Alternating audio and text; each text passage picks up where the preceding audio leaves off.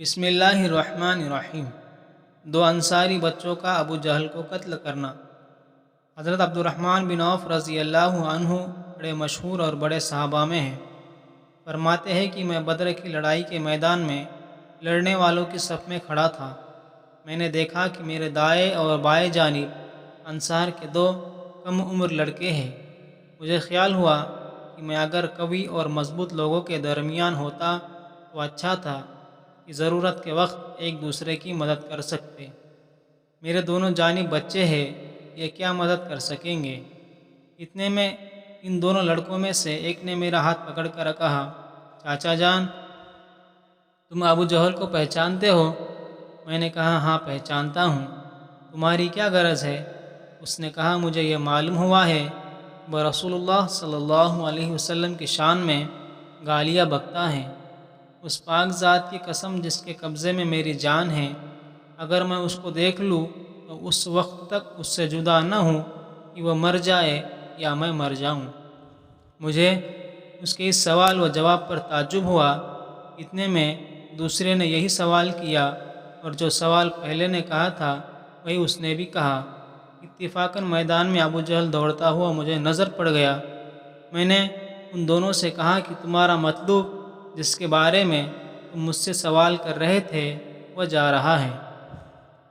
دونوں یہ سن کر تلوار ہاتھ میں لیے ہوئے ایک دم بھاگے چلے گئے اور جا کر اس پر تلوار چلانی شروع کر دی، یہاں تک کہ اس کو گرا دیا۔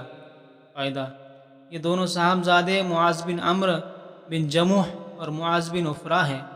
معاذ بن عمرو کہتے ہیں کہ میں لوگوں سے سنا تھا کہ ابو جہل کو کوئی نہیں مار سکتا، وہ بڑی حفاظت میں رہتا ہے۔ مجھے اسی وقت سے خیال تھا کہ میں اس کو ماروں گا۔ یہ دونوں صاحبزادے پیدل تھے، ابو جہل گھوڑے پر سوار تھا، صفوں کو درست کر رہا تھا۔ جس وقت عبد الرحمن بن عوف رضی اللہ عنہ نے دیکھا اور یہ دونوں دوڑے تو گھوڑے سوار پر براہ راست حملہ کیا۔ حملہ مشکل تھا، اسی لیے ایک نے گھوڑے پر حملہ کیا اور دوسرے نے ابو جہل کی ٹانگ پر حملہ کیا، جس سے گھوڑا بھی گرا اور ابو جہل بھی گرا اور اٹھ نہ سکا۔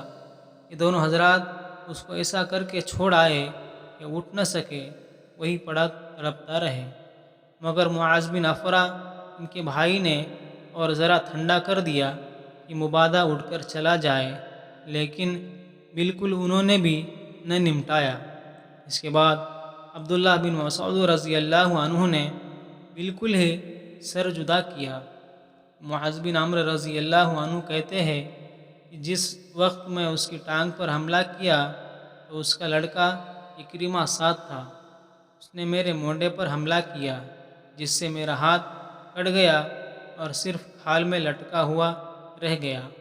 میں نے اس لٹکے ہوئے ہاتھ کو کمر کے پیچھے ڈال دیا اور دن بھر دوسرے سے لڑتا رہا، لیکن جب اس کے لٹکے رہنے سے دقت ہوئی تو میں نے اس کو پاؤں کے نیچے دبا کر زور سے کھینچا، تو کھال بھی ٹوٹ گئی، جس سے وہ اٹکتا رہا اور میں نے اس کو پھینک دیا۔